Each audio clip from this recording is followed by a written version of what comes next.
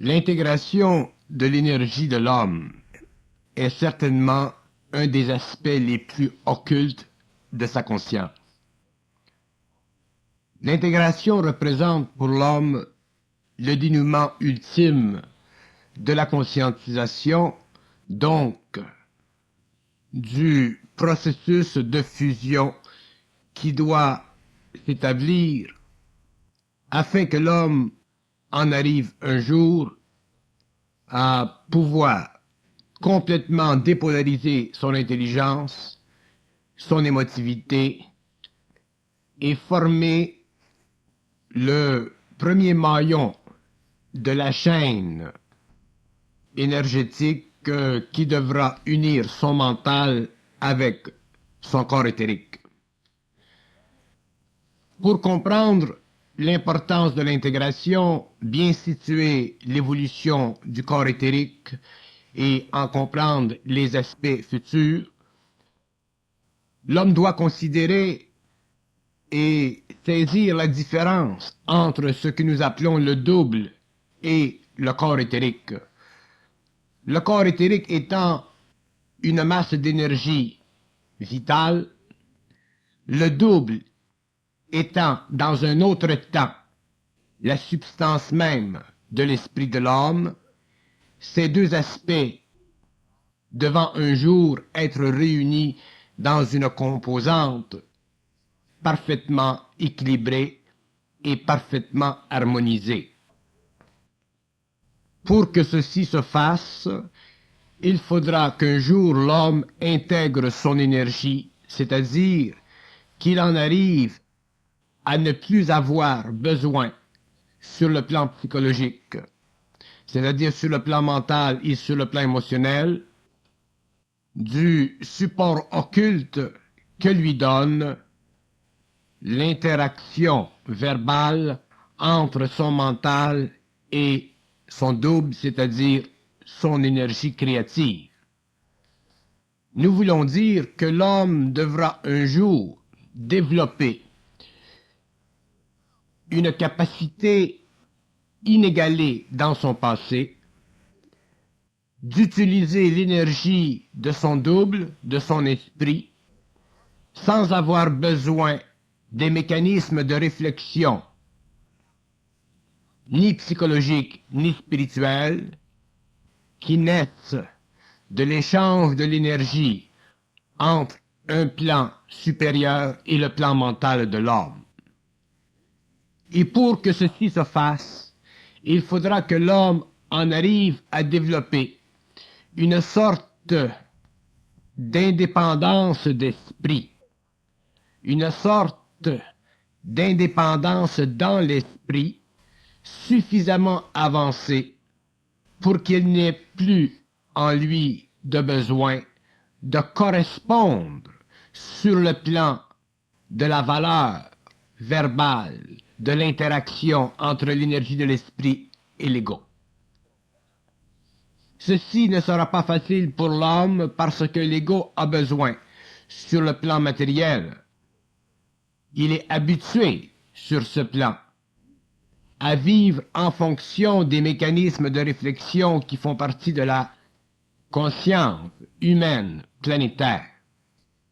L'homme est habitué de fonctionner lorsqu'il est conscientisé en fonction de son intériorité. Il a été conscientisé à son intériorité, donc il est habitué à fonctionner en fonction de cette intériorité et il base sa vie mentale et son action sur le rapport étroit entre lui-même en tant qu'ego et l'énergie créative de cette intériorité.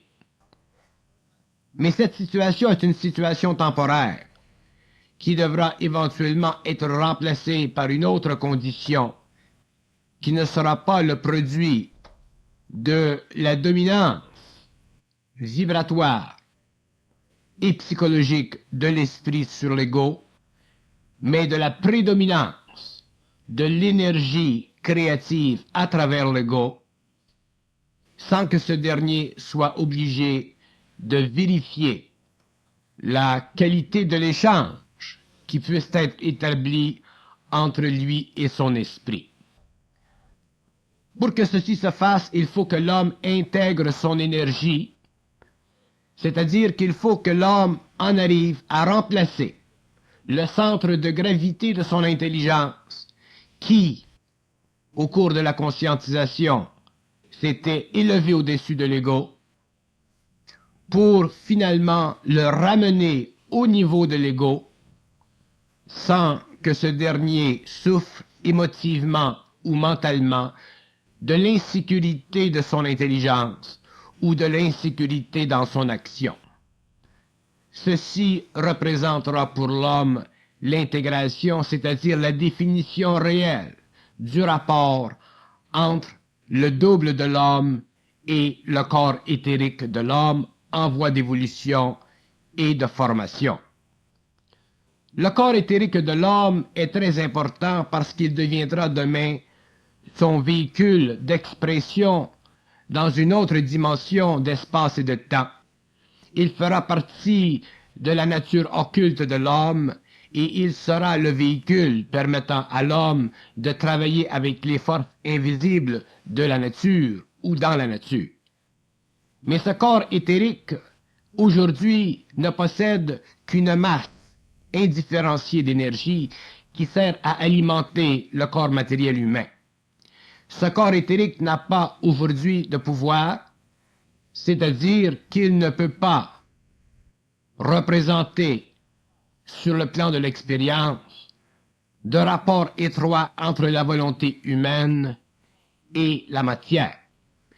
Et la raison pour laquelle le corps éthérique de l'homme n'a pas de pouvoir, c'est qu'il n'a pas encore été personnifié, c'est-à-dire que le centre mental de l'homme, qui est le siège de son intelligence, n'a pas été imprimé dans la partie cérébrale du cerveau éthérique de ce même corps.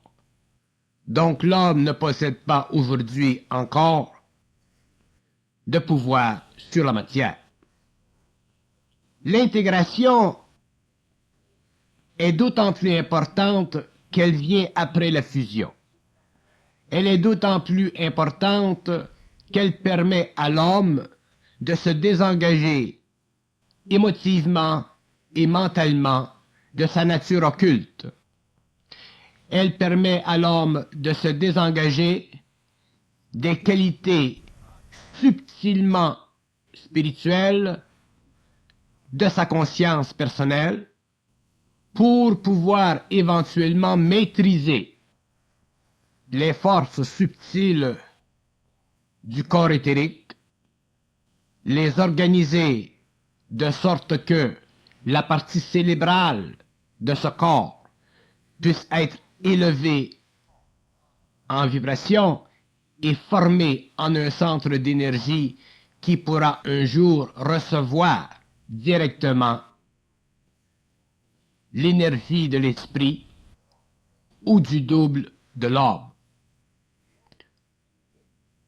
Donc, il n'y a pas de différence entre le double de l'homme aujourd'hui et le double de l'homme demain.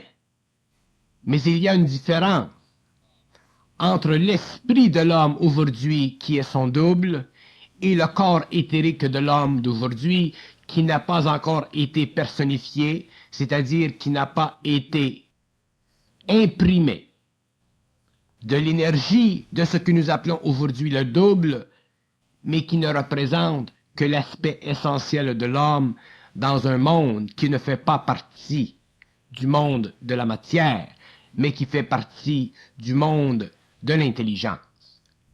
Le monde de l'intelligence est le monde de la matière.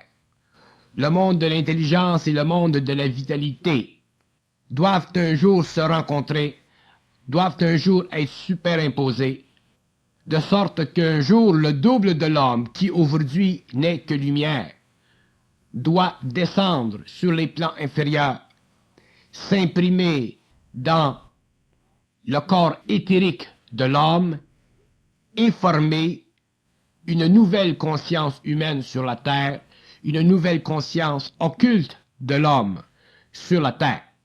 Ceci est le produit de l'intégration. Il est absolument nécessaire que l'homme possède un double personnifié, au lieu de ne posséder qu'un double prépersonnel. L'esprit de l'homme, c'est son double prépersonnel. Un jour, ce dernier devra posséder un double personnifié afin de pouvoir exécuter dans des plans parallèles des actions créatives qui feront partie de la nouvelle évolution. Mais tant que l'homme ne se sera pas séparé, tant sur le plan mental que sur le plan émotionnel, de la valeur, de l'échange d'énergie entre lui-même et son double prépersonnel, son esprit, il ne pourra pas commencer à former l'atome dans la partie cérébrale du corps éthérique qui, demain, deviendra son centre d'intelligence, c'est-à-dire centre qui lui permettra d'avoir accès instantanément à l'énergie de l'intelligence qui fait partie de l'organisation lumineuse de son double prépersonnel. Autrement dit, il faudra qu'un jour l'homme bénéficie sans aucun obstacle de la relation entre le double prépersonnel ou son esprit et son corps éthérique afin que lui, sur le plan matériel, puisse vivre, comprendre et réaliser qu'il est un homme d'une autre dimension, d'une autre qualité, d'une autre mesure, qui n'a rien à faire avec l'évolution, mais qui a tout à faire avec l'évolution et les programmes de vie qui font partie de ce nouveau cycle. L'intégration de l'homme viendra après la fusion et elle fera reconnaître à l'homme le besoin de l'indissolubilité de son double, de son esprit, avec son corps éthérique.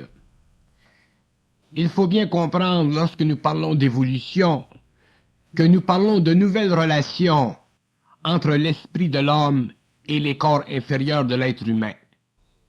Et nous parlons d'une nouvelle relation dans un sens total, dans un sens absolu, qui redéfinit l'homme, non plus à partir de sa conscience éthérique, de sa conscience intuitive de sa réalité, mais à partir de sa volonté et de son intelligence de la réalité. Donc l'homme demain sera le produit de sa volonté et de son intelligence. Il ne sera pas simplement le produit de l'observation inférieure et astrale de son intuition. De sorte que ce nouvel homme sera un produit nouveau qui ne saura être expliqué à partir des aspects intuitifs de sa conscience, dominés par des forces occultes en lui.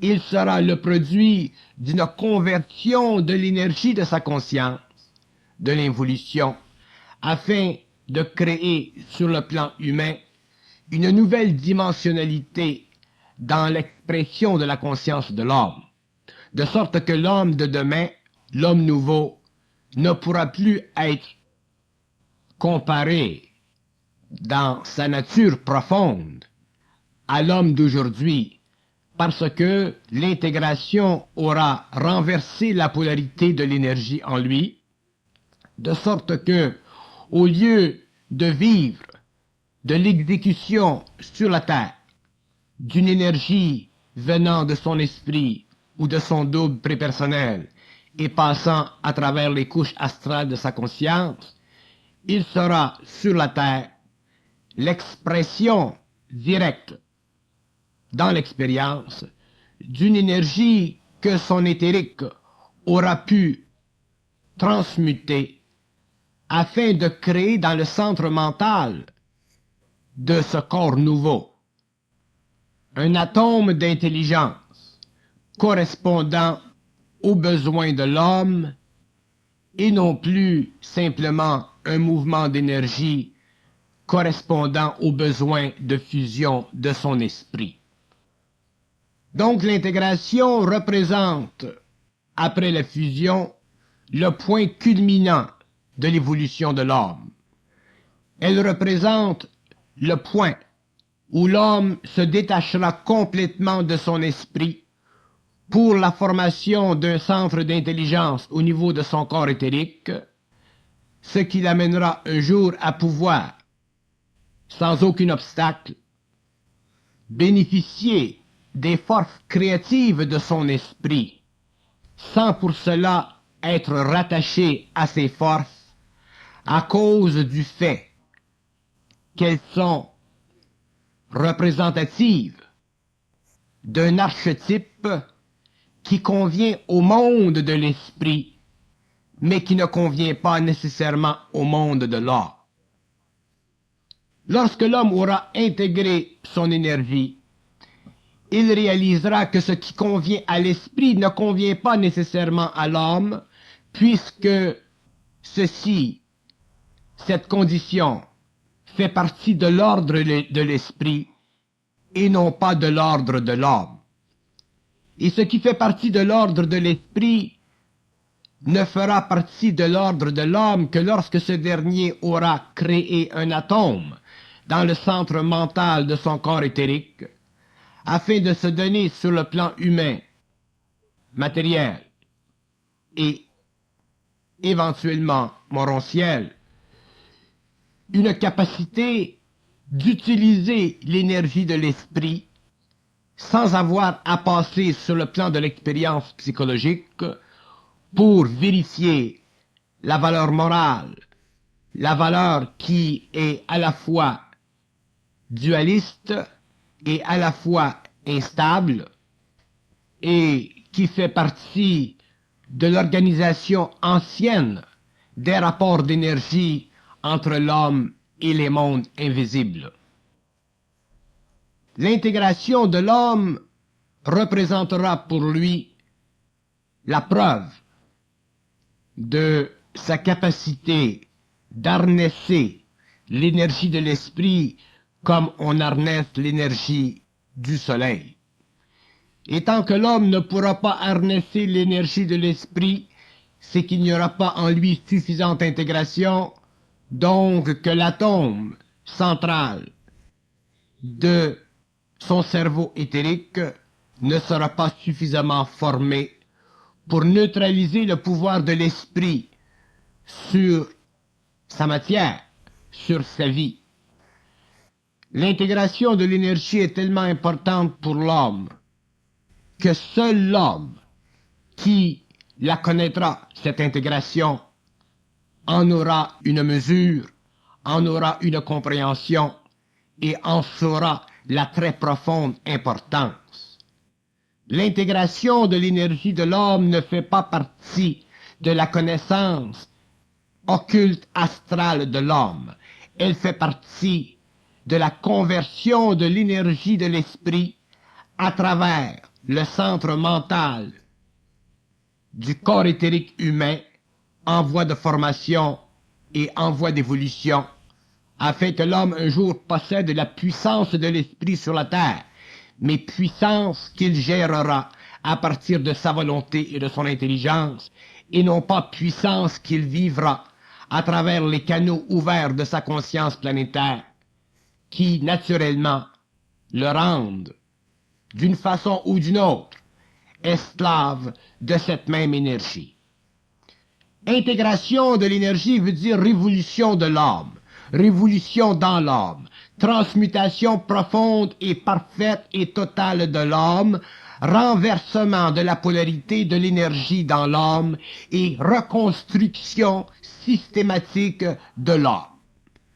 Pour que l'homme soit reconstruit systématiquement, il deviendra nécessaire que la constitution psychologique de ce dernier, son rapport avec l'esprit, à quelque niveau d'évolution qu'il en soit rendu, soit un rapport éventuellement converti, reconverti, pour donner à l'homme la prédominance sur l'actualisation et l'utilisation de son énergie, au lieu que ce dernier vivre de cette énergie d'une façon passive, d'une façon inconsciente ou d'une façon consciente, spirituelle et télépathique.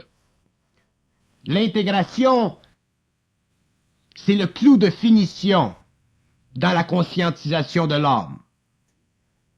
C'est la finalisation du contrat karmique de l'homme. C'est l'abolition du pouvoir de l'esprit sur la terre et la reprise du pouvoir de cette énergie de l'esprit par l'homme élevé à un statut de conscience à la fois cosmique et à la fois totalement individualisé. L'homme ne pourra intégrer son énergie avec facilité, car l'énergie de l'homme est une énergie qui ne s'amène pas facilement à être contrôlée. Et elle ne s'amène pas facilement à être contrôlée parce que l'homme, tel qu'il est aujourd'hui, l'homme de l'involution, n'est pas le produit d'une construction personnelle, il est le produit d'une définition expérimentale évolutive qui, au cours des siècles, des âges, l'a construit en fonction d'une mémoire qui a maintenu stable dans la vie de l'homme, dans la vie de sa conscience planétaire, le pouvoir de l'esprit à travers les mécanismes de basse vibration de sa conscience planétaire, humaine et mortelle. L'homme doit changer ceci, et ce n'est que l'homme qui puisse changer ceci, donc ce n'est que l'homme qui puisse intégrer son énergie. L'esprit fusionne avec l'homme, et l'homme intègre l'énergie de l'esprit. Donc, la fusion, c'est le mouvement de haut en bas, de l'esprit vers l'homme, et l'intégration, c'est le mouvement de bas en haut, de l'homme envers l'esprit. Et tant que les hommes n'auront pas compris ceci, qu'ils n'auront pas vécu ceci, qu'ils n'auront pas intégré cette énergie, ils ne posséderont pas la clé qui est à la fois celle de la puissance et de l'immortalité. L'intégration est un défi de l'homme, est un défi que seul l'homme suffisamment conscientisé pour faire face à son esprit peut engendrer sur le plan matériel. C'est un défi contre l'esprit. C'est le défi même de l'homme vis-à-vis son esprit pour la temporalisation d'une conscience double, éthérique, personnalisée, qui demain remplacera dans le monde de la nouvelle évolution le pouvoir de l'esprit à travers l'homme pour l'évolution d'une conscience planétaire expérimentale, afin que ce pouvoir soit remplacé par la capacité créative de l'homme manipulant les forces génératives et créatives de son esprit selon les lois de la volonté et de l'intelligence qui sont dans le fond des lois qui résultent de l'intégration de plus en plus avancée de l'homme nouveau. Tant que l'homme n'aura pas compris, vécu l'intégration, il vivra et reconnaîtra que l'esprit, au-delà du sens moral du terme, au-delà du sens spirituel du terme, l'esprit fait partie d'un monde qui n'est pas humain, l'esprit fait partie de lois qui ne sont pas humaines, et l'esprit ne s'occupe que de l'esprit, l'esprit ne s'occupe pas de l'homme. L'homme doit un jour s'occuper de lui-même, et il ne s'occupera de lui-même que lorsqu'il aura compris les fourberies subtiles de l'esprit qui cherche à entrer en fusion avec lui, pour que lui un jour en arrive à intégrer cette même énergie. L'homme nouveau aura tellement dépassé les limites spirituelles de sa conscience planétaire qu'il ne restera plus en lui aucun aspect mécaniste, subjectif, dualistique de sa conscience antérieure. Il possédera une conscience totalement nouvelle, fondée sur le roc de son intégration et non pas fondée sur le sable de sa fusion ou sur le sable de sa conscience. Intégration de l'homme, intégration de l'énergie de l'homme, veut dire révolte absolue contre la dimension psychologique et spirituelle de son esprit. Et cette révolte, qui fait partie intégrale de la réorganisation du matériel vital de l'homme, lui permettra éventuellement de se créer une nouvelle composante, c'est-à-dire un nouveau véhicule d'expression qui aura la liberté de se mouvoir, de se déplacer et de s'exprimer dans des mondes parallèles au monde de la matière, afin que l'homme connaisse et comprenne parfaitement la différence entre l'invisible et le matériel. Et c'est à partir de ce moment-là que l'homme pourra commencer à s'instruire d'une science de la réalité qu'il ne pourra jamais connaître à travers les tableaux obscurs d'une science ésotérique et mystique. L'homme nouveau devra livrer un combat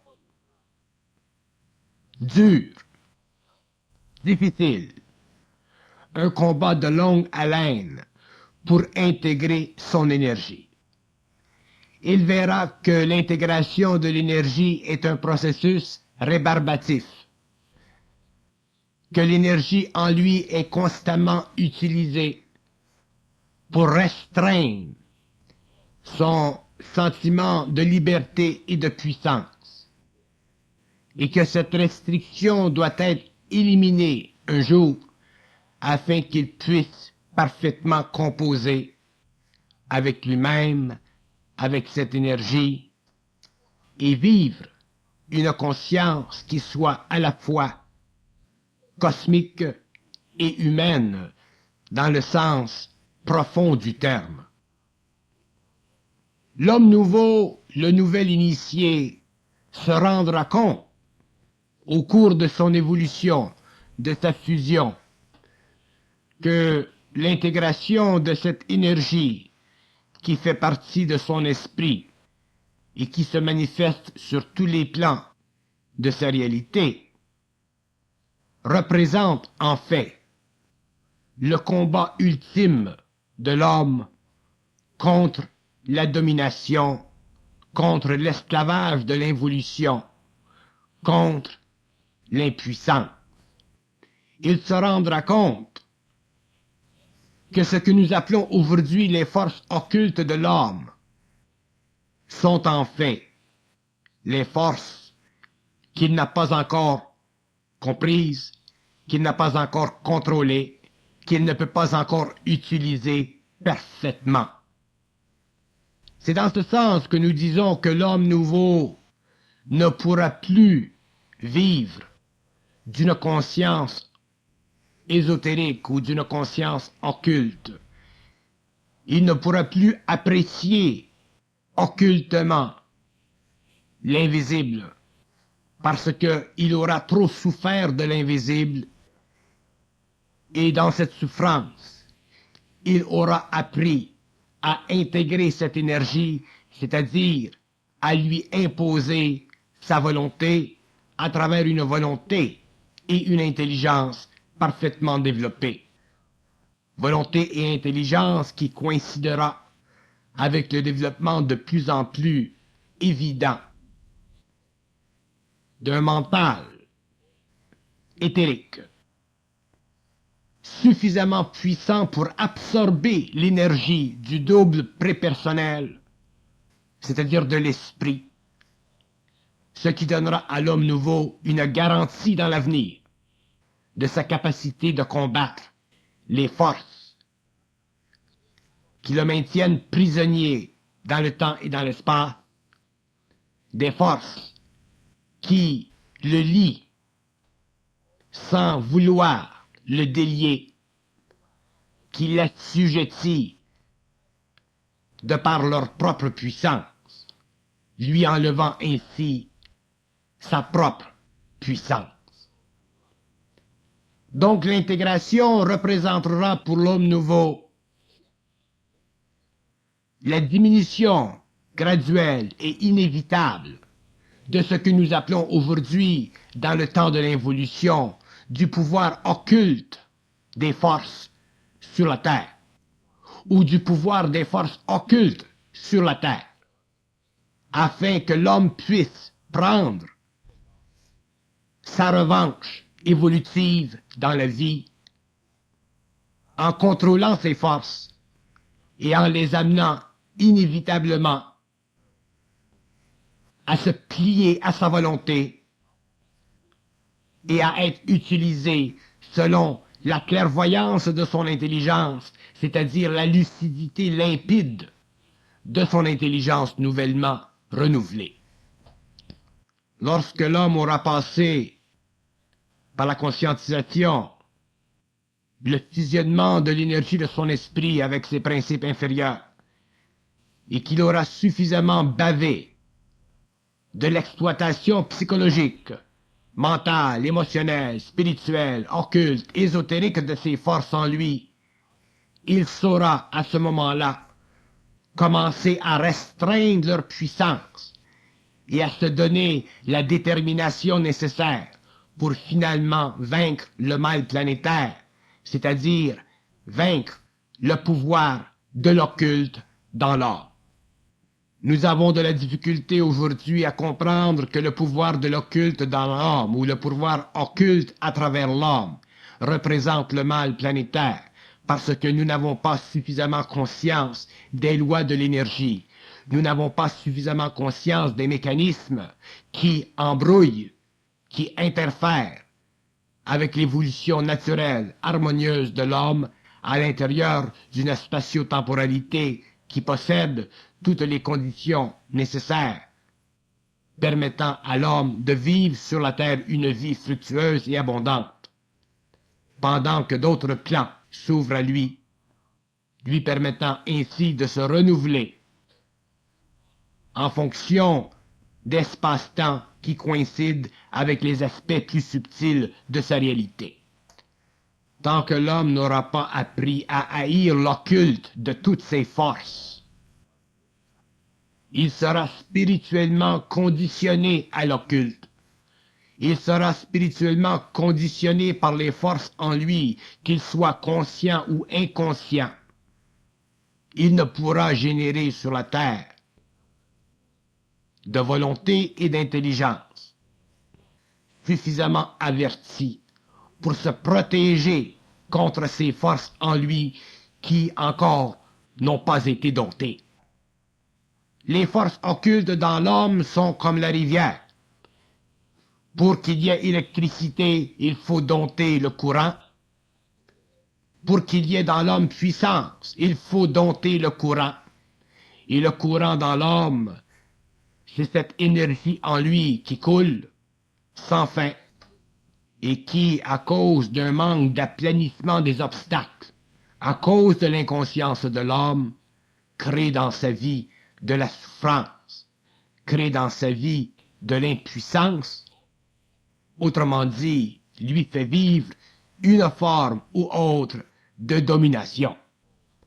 L'homme doit devenir un jour parfaitement individualisé, c'est-à-dire parfaitement sécure dans l'émotion et le mental, afin de ne plus être assujetti occultement aux forces en lui, afin qu'un jour ces forces se manifestent dans le monde et que l'homme puisse s'en servir pour se construire un monde à la mesure de sa réalité nouvelle.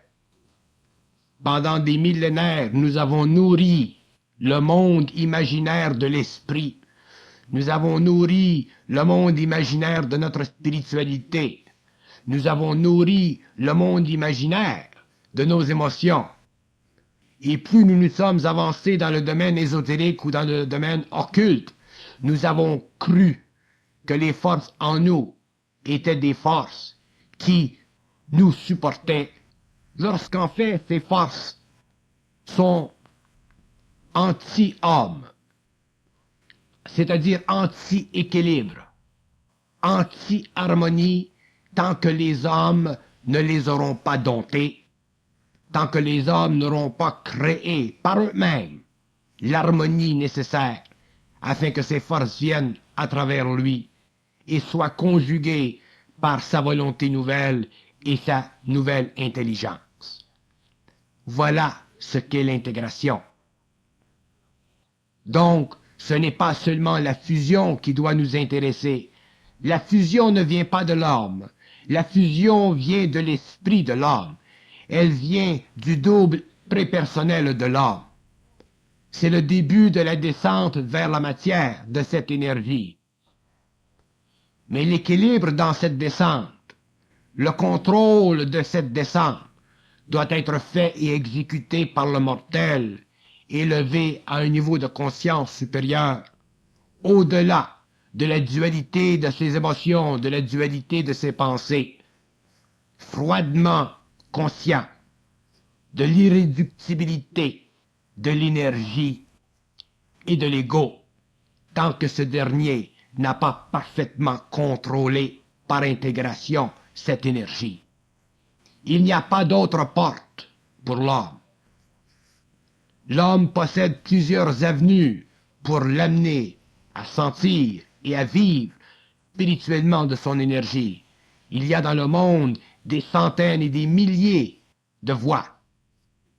Mais l'homme, un jour, devra vivre, connaître la porte de l'intégration afin de sortir des voies qui l'auront amené au stage de la fusion, de la compréhension plus ouverte des mystères de sa conscience,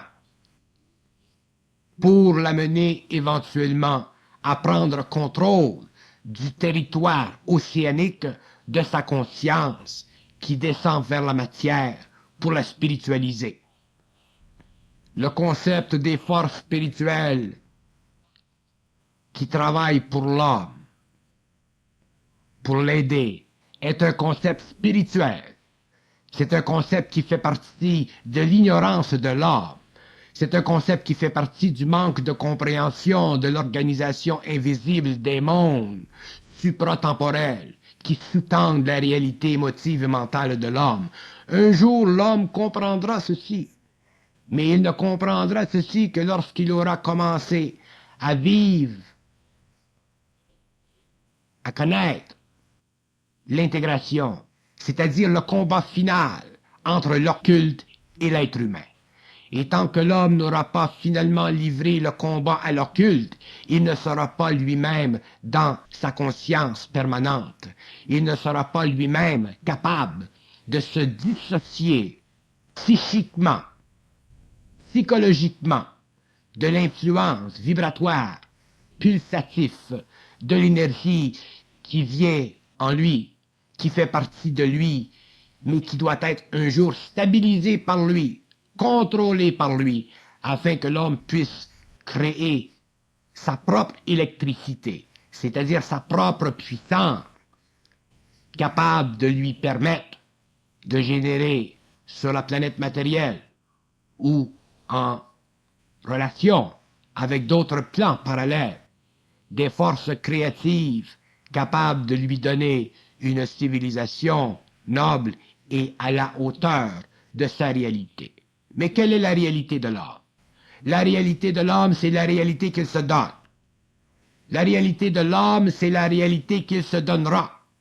La réalité de l'homme, ce n'est pas une réalité spirituelle, conditionnée par des indices psychologiques, ésotériques, occultes, religieux, philosophiques. La réalité de l'homme, c'est celle qui se donnera et elle est le produit de l'activité de pointe, de sa volonté pure, de son intelligence lucide. Et tant que l'homme ne connaîtra pas cette réalité, il ne se connaîtra pas lui-même, il ne pourra se sentir lui-même.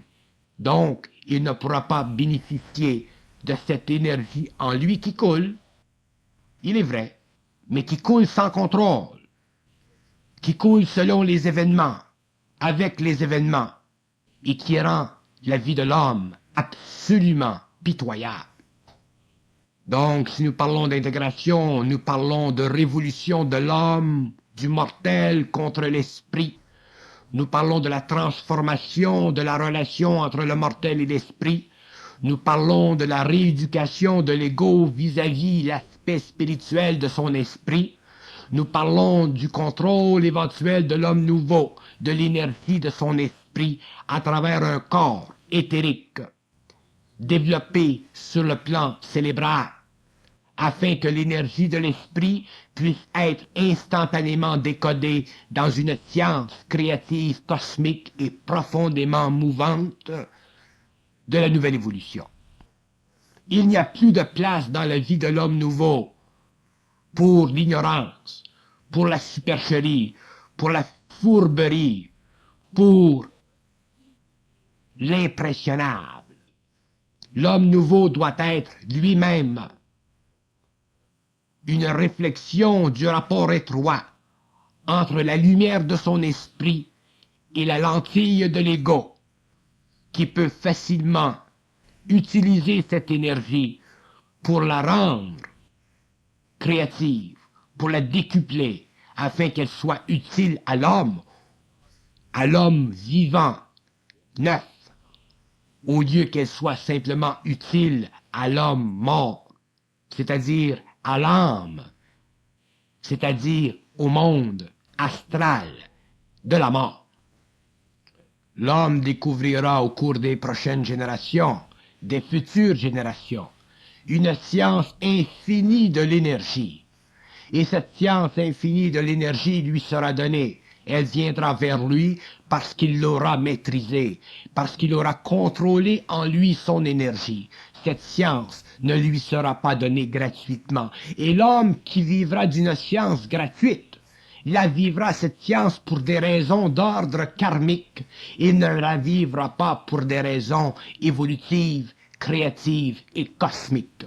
Donc, ceux qui guérissent, ceux qui ont des pouvoirs, ceux qui sont alimentés par des forces qui font partie d'un monde parallèle,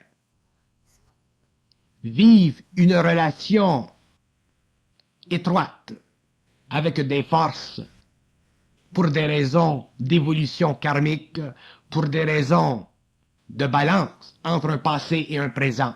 Mais ils ne vivent pas de leur propre énergie, ils ne vivent pas de leur propre intégration. Ils sont encore des êtres assujettis à l'occulte et à l'invisible.